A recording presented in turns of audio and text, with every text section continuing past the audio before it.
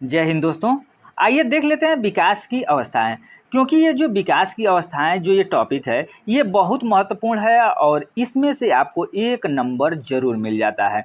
तो दोस्तों एक या दो नंबर के लिए अगर आप 2 मिनट का टाइम देते हैं तो ये समझिए कि आप एक नंबर बिल्कुल कंफर्म कर लेते हैं। विकास की अवस्थाएं होती क्या है, सबसे पहले तो हमें ये जानना है कि विकास की अवस्था क्या होती है। तो दोस्तों यहाँ पर हम बताना चाहेंगे आपको कि जैसे मनुष्य जब जन्म लेता है, ठीक है, मनुष्य जब जन्म लेता है तो वहाँ से उसका विकास जो है शुरू हो जाता है और वो विकास मृत्यु तक विकास की अवस्था जो है चलती रहती है। इस जन्म से लेकर के मृत्यु के अंतर्गत उस बच्चे का मानसिक विकास होता है, भाषा विकास होता है, शारीरिक विकास होता है, संवेगात्मक विकास होता है, यानी विभिन्न प्रकार के विकास होते हैं। लेकिन क्या इसको हरलाख महोदय जो हैं आपके सामने ये दिखाई दे रहा है, हरलाख महोदय के अनुसार विकास की अवस्था है, इन्होंने विकास की अवस्था के 7 चरण बताए हैं। यानी विकास 7 चरण में होता है और ये सातों चरण में क्या क्या विकास होता है, इसकी अवस्था क्या है, यानी गर्भावस्था यहाँ पर देख सकते हैं। तो गर्भावस्था क्या होता है, जब बच्चा गर्भ में रह जाता है, ठीक है, यानी जन्म से पूर्व जब बच्चा गर्भ में जाता है वहाँ से लेकर के जब तक जन्म नहीं होता है तब तक ये गर्भावस्था कहलाता है, यानी जन्म से पूर्व की जो भी अवस्था होती है ये गर्भावस्था, ठीक है। उसके बाद इनका जो दूसरा अवस्था है ये प्रारंभिक शैशवावस्था। दोस्तों प्रारंभिक शैशवावस्था हरलाख महोदय के अनुसार देखा जाए तो जन्म से लेकर के, यानी जब बच्चा जन्म ले लिया उससे लेकर के 14 दिन तक रहता है, ठीक है। प्रारंभिक शैशवावस्था जन्म से 14 दिवस यानी 2 सप्ताह रहता है, ठीक है। उसके बाद से उत्तर शैशवावस्था, ठीक है। अब उत्तर शैशवावस्था देखा जाए तो 14 से 2 वर्ष तक, यानी कहने का मतलब कि जो 2 सप्ताह है या 14 दिन से लेकर के जब बच्चा 2 सप्ताह का हो जाता है उसके बाद से लेकर के 2 वर्ष तक जब उसका पूरा होता है तो उसको उत्तर शैशवावस्था कहते हैं।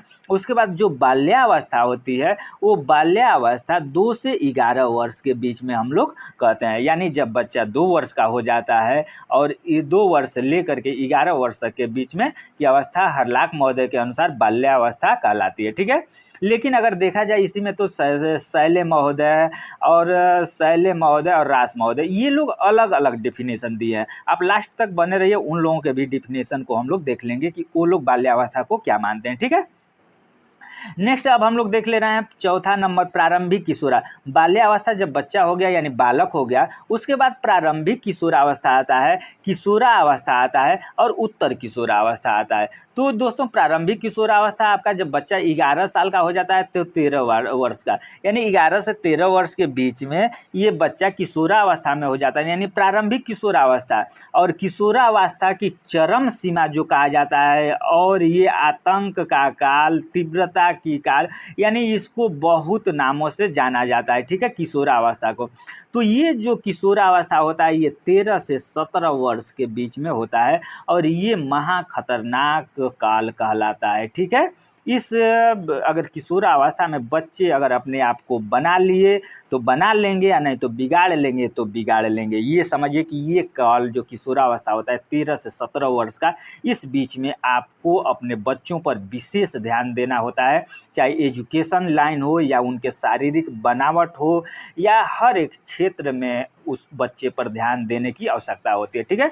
उसके बाद उत्तर किशोरावस्था होता है 17 से 21 वर्ष, यानी इस अवस्था में जब बच्चा 17 साल का हो जाता है उसके बाद से वो धीरे धीरे मैच्योर्ड अवस्था में होता है और इसके अंतर्गत सोचने समझने की यानी निष्कर्ष लेने की शक्ति आ जाती है कि हम जो काम कर रहे हैं उसका निष्कर्ष क्या निकलने वाला है।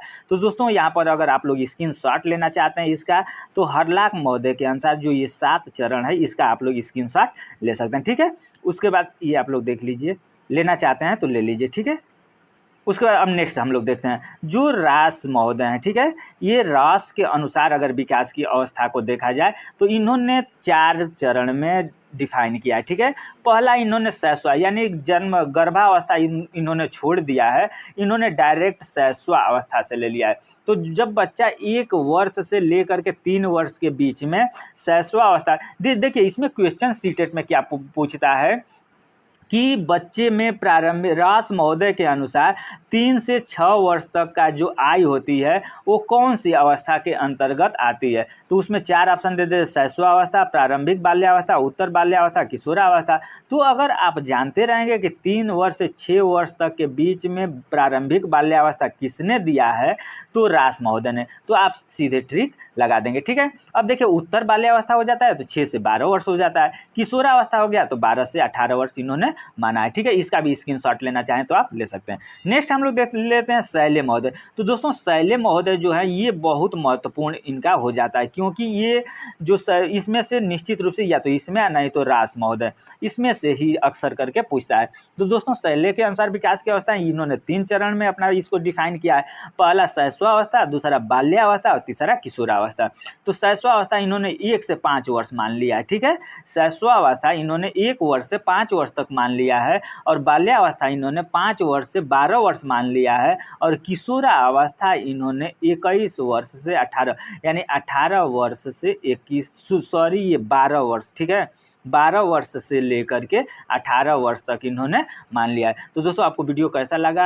इस चैनल पर आपको हम बता देना चाहते हैं कि इस चैनल पर सीटेट की तैयारी शुरू हो गई है।